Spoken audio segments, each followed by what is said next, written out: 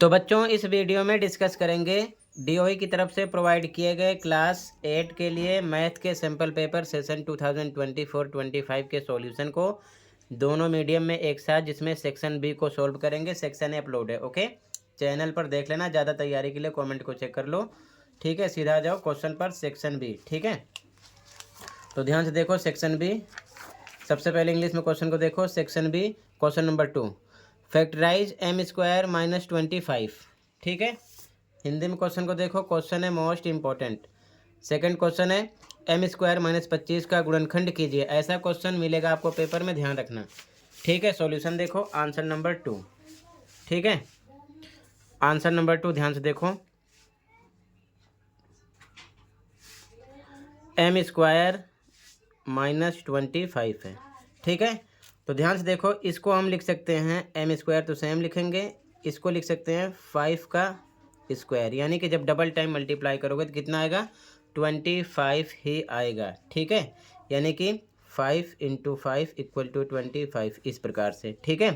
यहाँ पर हम आइडेंटिटी लगाएंगे, जो कि होता है a² - b² = एक ब्रैकेट में होता है a + b और दूसरे में a - b, ठीक है। इस फॉर्म में ये है, स्क्वायर पर स्क्वायर है, ठीक है। a पर m है तो एक ब्रैकेट में आ जाएगा m + b पर कितना है, 5 है, 5 और दूसरे में a - b, a पर आपका m, b पर 5, तो m - 5, ये आपका हो जाएगा आंसर। क्लियर है, फॉर्मूला अप्लाई किया गया है, ठीक है, सॉल्व हो गया।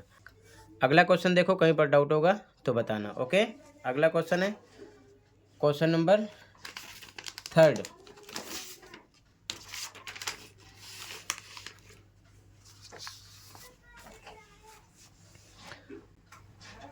क्वेश्चन नंबर 3 है, draw the labelled front view of the following figure. Hindi में देखो, क्वेश्चन नंबर 3 है, निम्नलिखित आकृति का लेवल वाला सामने से दृश्य बनाइए। सामने से दृश्य, तो देखो ये बनेगा, ये आपका, ठीक है, इस प्रकार से। तो ध्यान से देखो कैसे बनाओगे, यहाँ पर सामने से दृश्य बनाना है, ठीक है। आंसर नंबर 3, ठीक है। ये बनेगा ऊपर का इस प्रकार से, ठीक है। फिर ये आ रहा है सामने वाला, ठीक है, इस प्रकार से। फिर ये इतना आ रहा है, ठीक है। यहाँ पर लिख दिया मिल्क।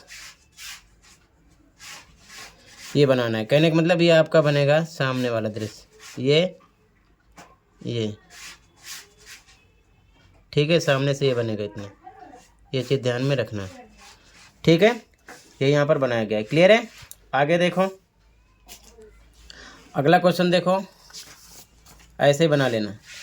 अगला क्वेश्चन 4 है, find the sum of p bracket में p - q, q ब्रैकेट में q - r and r bracket में r - p, ठीक है। यानी कि हमें योग निकालना है, ठीक है। p ब्रैकेट में p - q, q ब्रैकेट में q - r और r ब्रैकेट में r - p का सॉल्यूशन देखो, ठीक है। इंपॉर्टेंट क्वेश्चन है। सबसे पहले क्वेश्चन लिख लेते हैं, answer number 4। Answer number 4 question है, p ब्रैकेट में p - q, कोमा हटाएंगे, प्लस लगाएंगे, योग निकालना। फिर आगे है q ब्रैकेट में q - r ब्रैकेट क्लोज है, फिर प्लस लगाएंगे। अगला है r ब्रैकेट में r - p। ये क्वेश्चन यहाँ पर लिख लिया है, ठीक है। जहाँ कोमा था वहाँ पर प्लस का निशान लगा दिया है, ठीक है। आगे देखो ध्यान से, अब ब्रैकेट तोड़ेंगे तो p का p से मल्टीप्लाई होगा, p² हो जाएगा, माइनस p का q से मल्टीप्लाई होगा, pq, प्लस q का q से करोगे q² हो जाएगा, फिर q का माइनस r से तो -q r हो जाएगा, फिर प्लस लगाया गया। फिर इधर भी r का r से होगा r² माइनस r का p से होगा rp, ठीक है।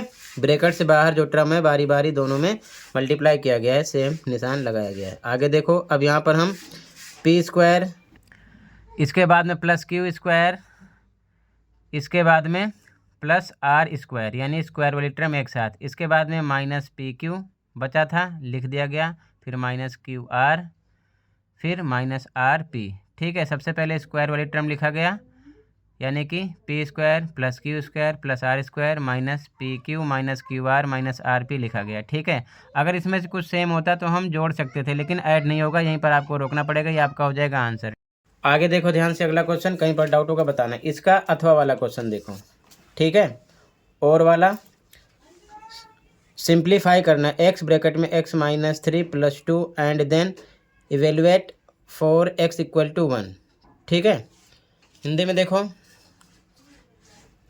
व्यंजक x ब्रैकेट में x माइनस 3 प्लस 2 को सरल कीजिए और फिर x बराबर 1 पर व्यंजक का मान निकालिए। ठीक है, सॉल्यूशन देखो, पहले इक्वेशन को लिख लेते हैं अथवा वाले क्वेश्चन का। ठीक है, जो है 4 का अथवा इक्वेशन है x माइनस 3 प्लस 2। ठीक है, लिख लिया गया। ठीक है, पहले से हम सरल करेंगे, तो कैसे करेंगे, ब्रैकेट तोड़ेंगे, x का x से होगा एक्स स्क्वायर हो जाएगा, माइनस x का 3 से होगा 3x हो जाएगा, प्लस 2 सेम लिखा गया। ठीक है, अब इसके बाद में यहाँ पर कह रहे हैं कि x बराबर 1 रखना है। ठीक है, तो जब हम x इक्वल टू 1 रखेंगे तो देखो x स्क्वायर है, तो यहाँ पर हो जाएगा x पर 1 का स्क्वायर किया, माइनस 3 पर 3 इंटू एक्स पर 1 रख देंगे, प्लस 2। ठीक है, 1 का स्क्वायर 1 ही आएगा, माइनस 3 1 जा 3 प्लस 2, ये प्लस में है और यहाँ पर 2 भी प्लस में, 2 प्लस 1 कितना हो गया 3, और ये माइनस 3 बचा, लिख दिया। ठीक है, आगे सॉल्व करेंगे तो कितना आ जाएगा 0, ये आपका आंसर हो जाएगा। पहले यहाँ पर सिंप्लीफाई किया, उसके बाद में x पर 1 पुट किया है, सॉल्व किया, 0 आ जाएगा आंसर। क्लियर है, 4 का अथवा वाला है। ठीक है, कहीं पर कोई डाउट होगा बताना। आगे देखो ध्यान से, अगला question, question number 5। Question number 5 है, find the number which should be multiplied by 392 to make it a perfect cube. Assessment में ऐसा क्वेश्चन बार बार किए हो और पेपर में भी मिलना है आपको ऐसा क्वेश्चन, हो चाहे मल्टीप्लाई की बात करें या फिर डिवाइड की बात करें, मिलेगा ज़रूर। ठीक है, तो असेसमेंट की प्रैक्टिस ज़रूर कर लेना। सभी चैप्टर के असेसमेंट अपलोड हैं। वह संख्या ज्ञात कीजिए जिसे 392 से गुणा करने पर वह पूर्ण घन बन जाए। घन बन जाए, वर्ग बन जाए, कुछ भी पूछ सकते हैं, ये चीज़ ध्यान में रखना। ठीक है, तो सॉल्यूशन देखो, आंसर नंबर 5। ठीक है, आंसर नंबर 5, ध्यान से देखो, आंसर 5। नंबर कितना है 392। ठीक है, तो 392 का सबसे पहले हम निकाल लेंगे एलसीएम। ठीक है, अब एलसीएम के लिए ध्यान रखना, नंबर आपका जो होता है 2 3 5 7 11 13 डॉट डॉट डॉट, यही नंबर हैं जिनसे हम डिवाइड करते हैं। इनके बीच में जो नंबर आ रहे हैं, अगर आप उससे करोगे तो आपका आंसर वहीं पर गलत हो जाएगा। तो सबसे पहले 392 2 से कट होगा, 2 1 जा 2, ये हो जाएगा 2, 9 जा 18, 2 6 जा 12, फिर 2 से कट होगा, 2 9 जा 18, 2 8 जा 16। ठीक है, फिर 2 से कट होगा, 2 4 जा 118, 2 9 जा 18, फिर 7 से कट होगा, 7 7 जा 49, फिर 7 से 7 1 जा 7। ठीक है, तो इसी से हम चेक करते हैं। 2 से जब तक कट हुआ कट किया, फिर 3 से कट नहीं होगा 49, 5 से चेक किया नहीं कट होगा, 7 से कट होगा, 7 से डायरेक्ट कट किया। नंबर ये होने चाहिए, आगे बढ़ते रहते हैं। ठीक है, अब ध्यान से देखो, यहाँ पर हम लिख सकते हैं 392 इक्वल टू, इनके फैक्टर हैं 2 2 2 7 7, 2 इंटू 2 इंटू 2 इंटू 7 इंटू 7। तो क्यूब में यानी कि घन में 3 3 का पेयर बनता है। ठीक है, एक बन गया और इसके लिए एक कम पड़ रहा है, तो जो कम है वही आपका आंसर होगा। 7 1 टाइम कम है। ठीक है, तो यहाँ पर आपको लिखना है, सबसे पहले इंग्लिश में लिखना था, therefore 7 is the number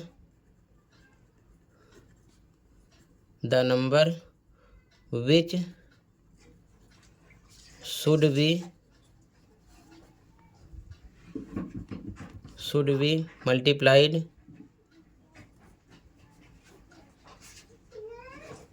multiplied by 392 to make it a perfect cube. ठीक है। और हिंदी मीडियम में लिखना था बच्चों, हिंदी मीडियम वालों को, क्योंकि लिखना पड़ेगा, 2 मार्क्स में क्वेश्चन है। अतः या इसलिए 7 वह संख्या है जिसे 392 से गुणा करने पर वह एक पूर्ण घन बन जाएगा। ठीक है, ऐसे ही लिख लेना है। तो इसे लिखने के बाद में इंग्लिश मीडियम वाले ये लाइन लिख लेंगे और हिंदी मीडियम वाले ये लिख लेंगे। ठीक है, आंसर कंप्लीट हो जाएगा 5। क्लियर है? कहीं पर कोई डाउट होगा तुरंत बताना। ठीक है, आगे देखो।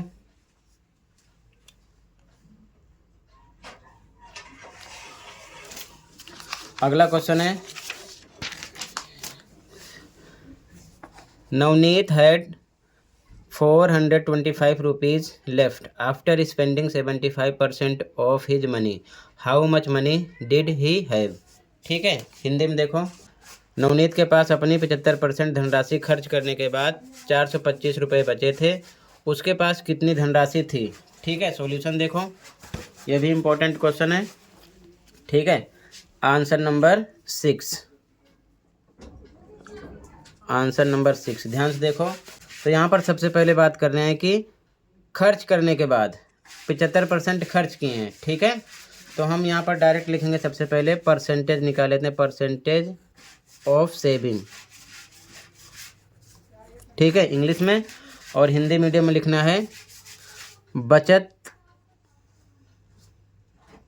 का प्रतिशत बराबर। तो खर्च का कितना है, यानी स्पेंडिंग का कितना है, 75%। तो टोटल 100 में से हम क्या करते हैं, 75 को माइनस करेंगे तो आ जाएगा 25%। इतनी बचत है। ठीक है, क्योंकि 75% उन्होंने खर्च किया है। तो हम क्या करेंगे, यहाँ पर सबसे पहले तो मान लेंगे, इंग्लिश में लिख लो, लेट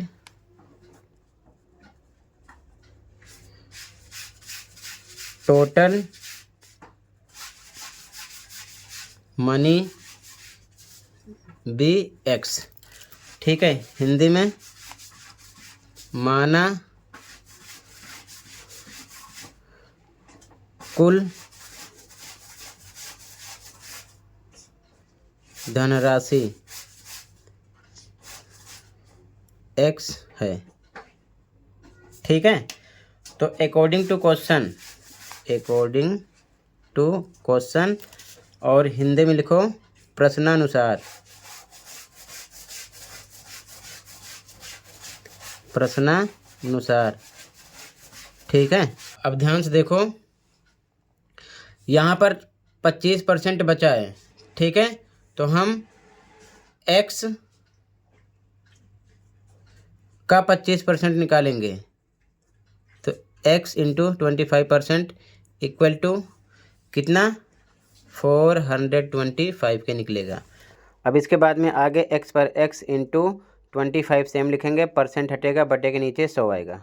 ठीक है, इक्वल 425 के।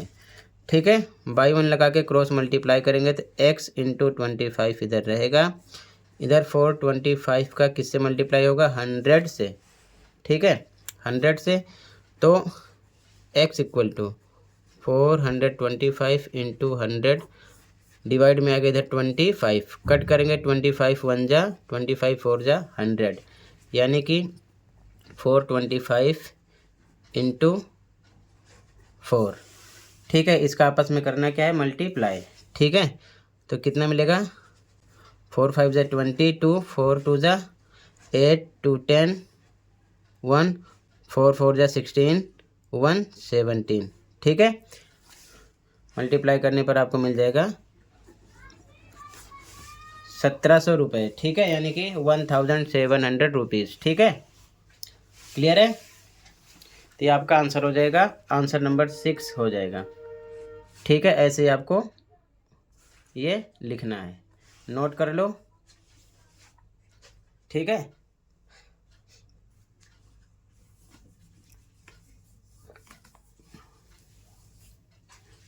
आगे देखो, अगला क्वेश्चन डिवाइड करना है, ठीक है।